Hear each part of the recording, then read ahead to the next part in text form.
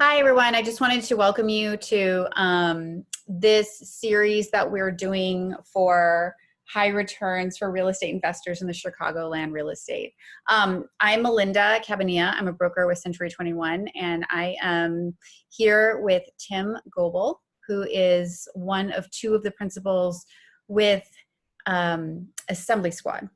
So the reason that I'm doing this show is to kind of band together all the CEOs that we know and share stories. Just share what inspires us to start our companies and a way to support other people in our local community. So today we have Tim Goebel, and he is one of the principals of Assembly Squad. So do you want to tell us about Assembly Squad, Tim? Sure. Thanks, Melinda.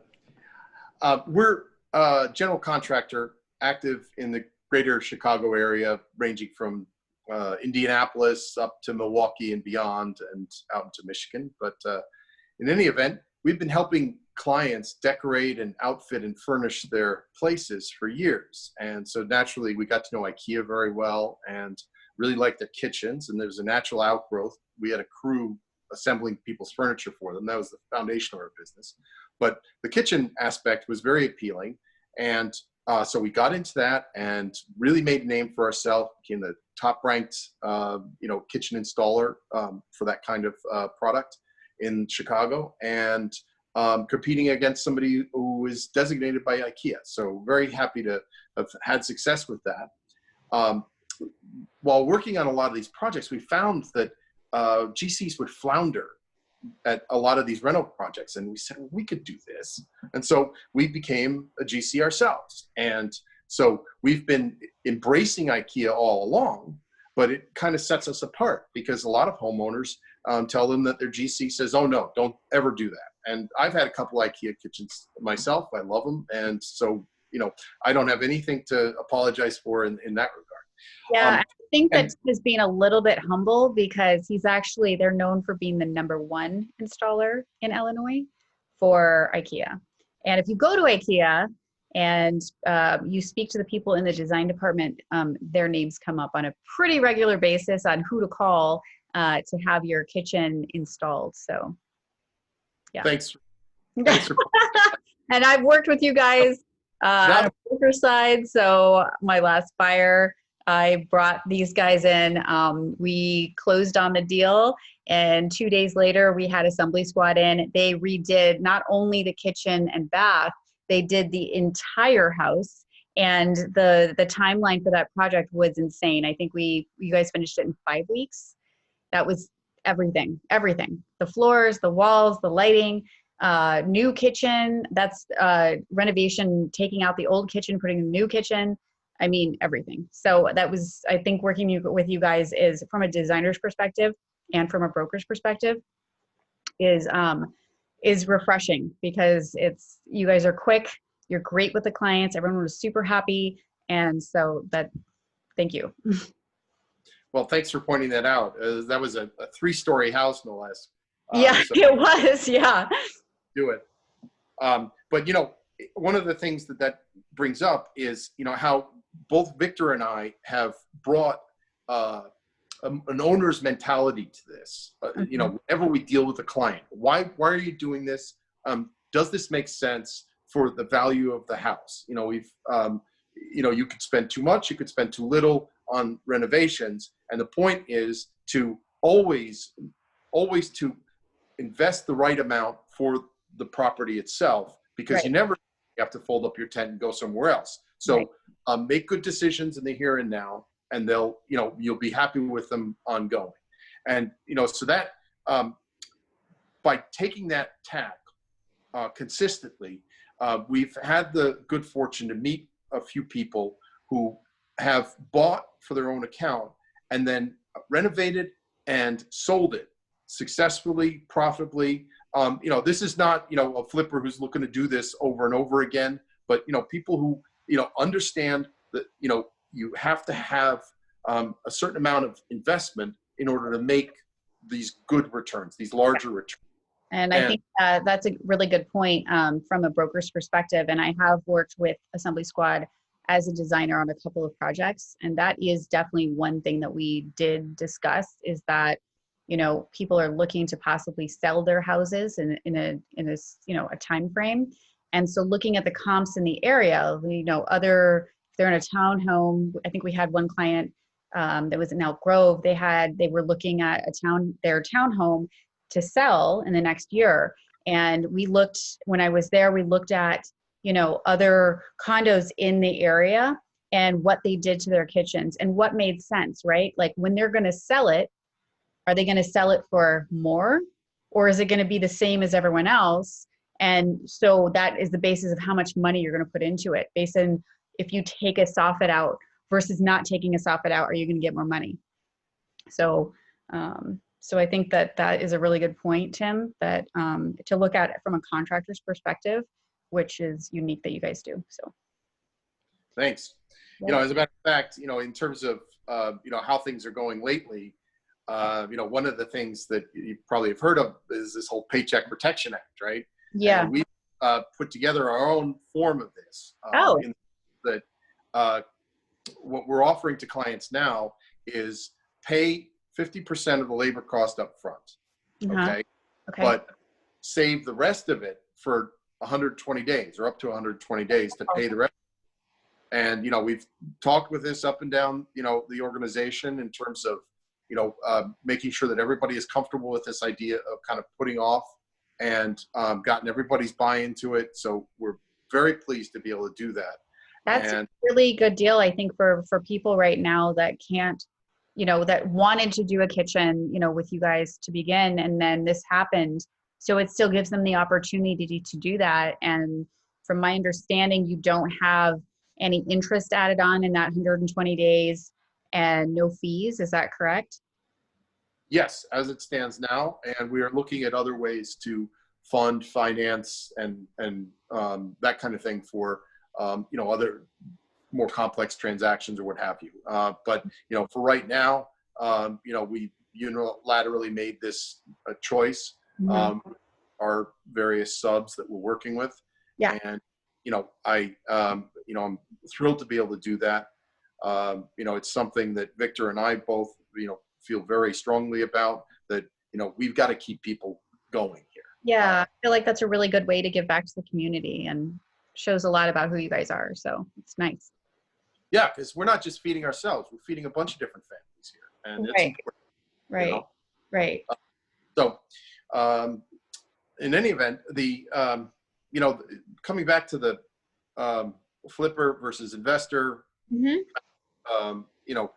issue, at this point, we're looking for co-investment opportunities currently with prior clients, and we are very much interested in meeting with people who are of like mind and looking to do, that, one-off or in scale, but also we're looking at commercial opportunities and, multifamily and So you do commercial as well? Yes, we have. We are, we've been doing that from the very beginning, outfitting offices and so forth. But, beyond that now, there are definitely other ways, other avenues to. Wonderful. That's great. And what is the process when you work with a client? How do you start versus to starting the project? What do you require for that? Well, we recommend an in-person meeting because there's no substitute for seeing the space. But in the climate, we have to get a little bit creative about how we go about that.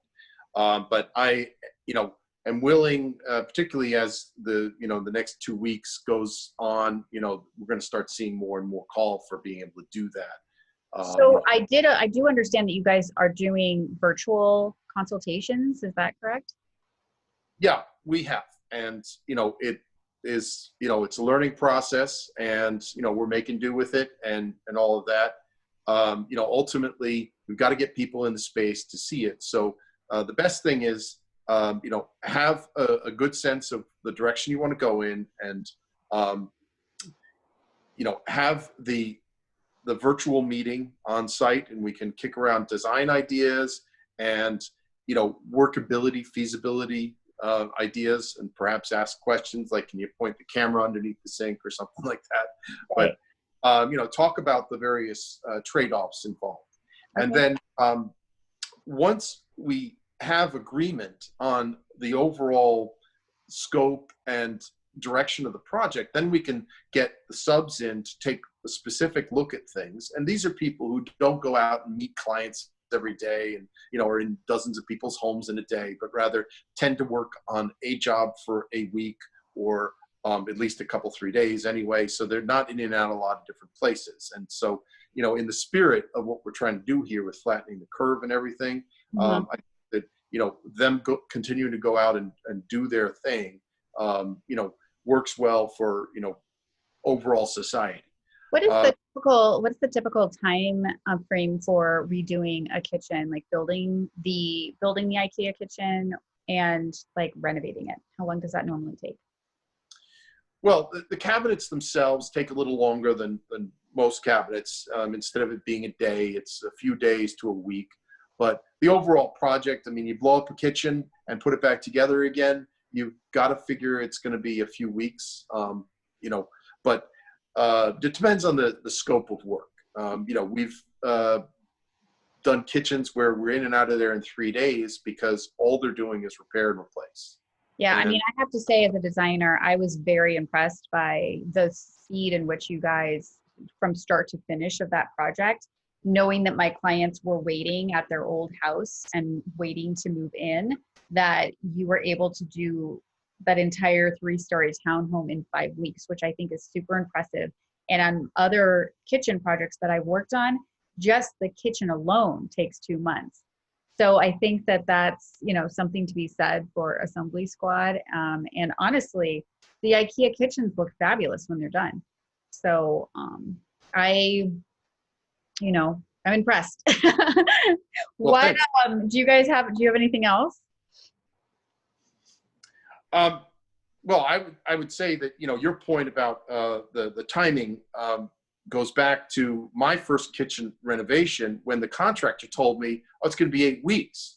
Right. Like, this is a 15 by 15 space. How would right. and there's got to be a better way, kind of thing. Yeah. So look around, not find it. And so we've got to build it. We got to figure it out, and we're doing it. Yeah. And, it's, it takes intention and planning and, a little bit of sweat and tears once in a while, but, got to make it happen. Yeah. And, so love it because, we get to work with a lot of different great people and, help them, realize their dreams, if you will, Right. You work with a lot of homeowners, or are you working with designers? Are you working with brokers? Like, who are your typical clients? Typically it's a good half or more homeowners directly. And then, variety of other sources, as you say, brokers and designers and referrals, of course. Those are, a key element of it. And how long have you guys been in business? Well, Assembly Squad itself is just a couple of years old. Richter and I have been working together for 5 years now. So, we've taken the business from different iterations to the current organization as an LLC. And, stay tuned. There's more to come. That's exciting. Well, thank you so much for coming on the show and sharing about your company. How can everyone get a hold of you? What social media platforms are you on? Well, online, we're at assemblyserviceil.com. Okay. And we're putting together, we have a Facebook page, but we're revamping it. And so there again, stay tuned on. But, looking up Assembly Squad will bring you to our Facebook page as it currently is. Okay. And then, in terms of getting in touch with us, 312-544-9150. Okay, perfect. Or Assembly Squad Customer Service @gmail.com. So everyone, I will put their information, their website, all their social media platforms underneath this video when I post it onto the group. And thank you so much, Tim, for coming on the show. You can join me for every night at 5 p.m. I'm going to be with different CEOs every night. So join us tomorrow. But thank you so much, Tim, for coming on the show. I'm very happy that you were able to join us. Well, So, thanks so much for the opportunity, Melinda. of course. Have a great night, and I will talk to you soon. Alrighty. Thanks. Bye. Bye.